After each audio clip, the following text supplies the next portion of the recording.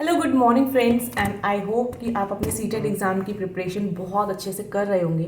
एक most general और most frequently asked question है, वो है इंग्लिश पैसेज कैसे सॉल्व करें। एंड आई थिंक उसमें भी अगर इसको थोड़ा और इम्प्रोवाइज़ करें तो जल्दी कैसे सॉल्व करें, क्योंकि बहुत से जो स्टूडेंट्स हैं वो बहुत ज़्यादा टाइम अपना जो है लूज़ कर देते हैं, या कह सकते हैं कि they consume a lot of time, मतलब एक बड़ा पोर्शन ऑफ टाइम वो कंज्यूम कर लेते हैं इंग्लिश पैसेज को करने के लिए, जो कि सही नहीं है। अब देखो, मेरे पास कोई प्रैक्टिकली कोई पैसेज यहाँ पर नहीं है, ठीक है। इवन मैं आपको बोलूँगी, सी मेरा जो तरीका है वो ये है कि अब आप इस एज में हो कि आपको स्पून फीडिंग नहीं कर सकते। जब हम छोटे होते हैं तो हमारा टीचर हर चीज़ ला के हमारे सामने परोस देता है, खुद से हमें सारी चीज़ें क्लासरूम के अंदर करवाता है। लेकिन जब हम बड़े हो जाते हैं तो फ्लिप्ड क्लासरूम की टेक्निक अपने जो टीचर है उसको यूज़ करनी पड़ती है। क्यों? क्योंकि अब आप बड़े हो गए हो, अब मैं हर चीज़ आपके सामने ला के परोस नहीं सकती एज अ टीचर, ठीक है। आप भी वुड बी टीचर हो, आप भी क्या चाहोगे कि आपका बच्चा खुद सिंसियर हो, ठीक है। आपका सीटेट का एग्ज़ाम है, आपको पता है, तो आप सिंसियरिटी अपने अंदर रखेंगे। आपका सीटेट का एग्ज़ाम है, आपको पता है कि मुझे इंग्लिश पैसेज करते हुए बहुत ज़्यादा टाइम लग जाता है, तो आपको मैं सिर्फ दिशा दिखा सकती हूँ, डायरेक्शन शो कर सकती हूँ, चलना आपको खुद है, ठीक है। आप ये कहो कि हमें हमारा हाथ पकड़ के वहाँ तक छोड़ कर आओ मंजिल तक, ऐसा नहीं हो सकता, ठीक। तो उसके लिए आपको करना क्या है, इंग्लिश पैसेज अगर आप टाइमली सॉल्व करना चाहते हो, उसके लिए करना ये होगा कि आपको हैबिचुअल होना होगा। आपको बहुत सारे इंग्लिश पैसेजेस डेली सॉल्व करने होंगे। आप पहले एक से स्टार्टिंग करो, एक पैसेज डेली का अभी पकड़ लो, एक हफ्ते तक सॉल्व करके देखो, आपकी स्पीड धीरे धीरे इंक्रीज हो जाएगी, ठीक है। क्योंकि पैसेज में देखो, छोटा पैसेज है तो हम पैसेज पहले पढ़ सकते हैं, लेकिन अगर पैसेज बड़ा है, ठीक है, 3-4 स्टांजाज उसके अंदर हैं ऑलरेडी, तो आपको करना क्या है, सभी जो बताते हैं वही मैं भी बताऊंगी। क्वेश्चंस पहले पढ़ो, ठीक है। क्वेश्चंस पढ़ लेते हैं तो एक बेसिक सी थीम का हमें अंदाज़ा हो जाता है, हम कर पाते हैं एंटिसिपेट कि हाँ इस चीज़ के रिगार्डिंग ये पैसेज है, ठीक है। तो फिर क्वेश्चंस, 2-3 क्वेश्चंस जो पढ़ लिए आपने स्टार्टिंग के, उनको पढ़ने के बाद आप पैसेज को पढ़ो, ठीक है। मैं यहाँ पे कोई झूठ नहीं बोलूँगी कि नहीं ये शॉर्ट ट्रिक है, ये शॉर्ट ट्रिक है। मुझे ऐसा लगता है कि कोई शॉर्ट ट्रिक नहीं होती, ठीक है। पैसेज है, पैसेज की तरह ही सॉल्व होगा, ठीक है। क्योंकि कुछ भी आ सकता है ना पैसेज में, जो मैं पढ़ा दूंगी आपको क्या वही पैसेज आएगा? नहीं, पैसेज में तो कुछ भी आ सकता है, जो उनका मन होगा वो देंगे एग्जाम वाले, ठीक है। और ऑप्शंस कितने कंफ्यूजिंग होंगे वो डिपेंड करता है कि डिफिकल्टी लेवल कैसा होगा एग्जाम का, ठीक है।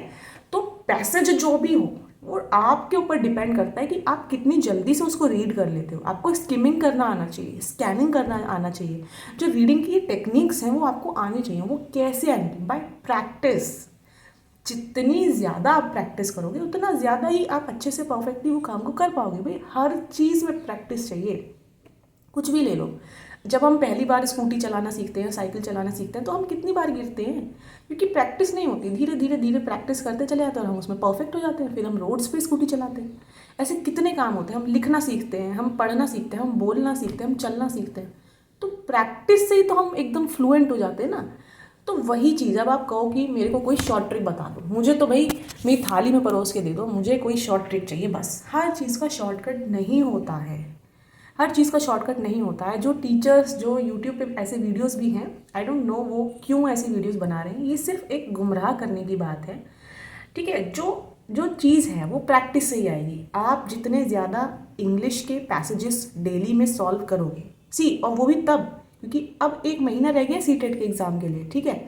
तो अब कितना टाइम रह गया? अब सिर्फ 1 महीना रह गया आपके सीटेट के एग्ज़ाम के लिए। अब जब ये तो क्रूशियल टाइम है ना, अब आप कहो कि मैं बाकी सब छोड़ देता हूँ, ये 30 नंबर के पीछे भागती हूँ, ऐसा नहीं हो सकता। अगर आपको लग रहा है कि आपने सारी तैयारी कर ली है, आपका सीडीपी, मैथ्स, हिंदी, ईवीएस सब तैयार है और आपको बस रिवीजन मोड में रहना है उसके लिए, तो आप इंग्लिश पे ध्यान दो। अदरवाइज़ तो आपको वो सारी चीज़ें देखनी पड़ेंगी ना, पहले तो आपके लिए प्रायोरिटी तो वो सारी चीज़ें हो जाएंगी, ठीक है फ्रेंड्स। तो इस बात को समझना बहुत ज़रूरी है कि practice makes a man perfect. ये आप सभी को पता है, हर चीज़ का कोई शॉर्टकट नहीं होता। क्योंकि मुझे भी यूजीसी नेट का एग्ज़ाम देना है, मुझे भी सीटेट का एग्ज़ाम मैंने जो दिया था उसमें, इसमें सिवा प्रैक्टिस के आपकी कोई हेल्प नहीं कर सकता।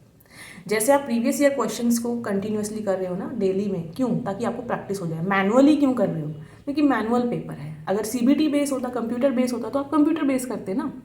ऐसे ही आपको इंग्लिश का पैसेज डेली में एक पैसेज लो, क्वेश्चंस पढ़ो, उसको तेज़ी से पढ़ने की आदत डालो इंग्लिश को तेज़ी से। जैसे हिंदी का कैसे पढ़ते हो, क्योंकि हिंदी में आप हैबिचुअल हो, हिंदी का इतनी तेज़ी से आज तक किसी ने ये नहीं पूछा कि हिंदी का पैसेज जल्दी कैसे करेंगे, क्योंकि हिंदी तो हमारी नेटिव लैंग्वेज है, ठीक है, वो हमारी ऑलरेडी राजभाषा है हिंदी।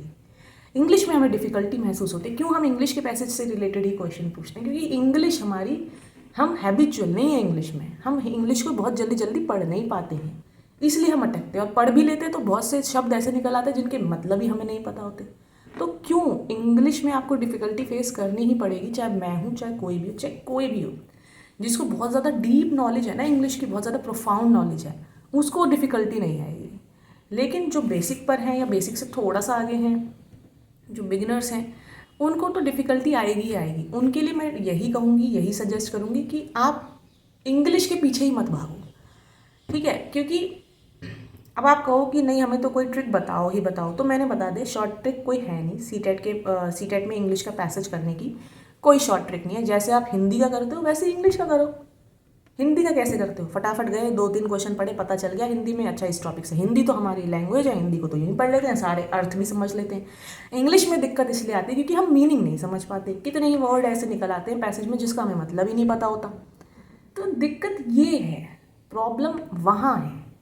प्रॉब्लम पैसेज में टाइम कंज्यूमिंग की नहीं है, प्रॉब्लम पैसेज की नहीं है, प्रॉब्लम हमारी स्पीड की है, प्रॉब्लम हमारी इंग्लिश लैंग्वेज पे जो ग्रिप है वो ढीली है।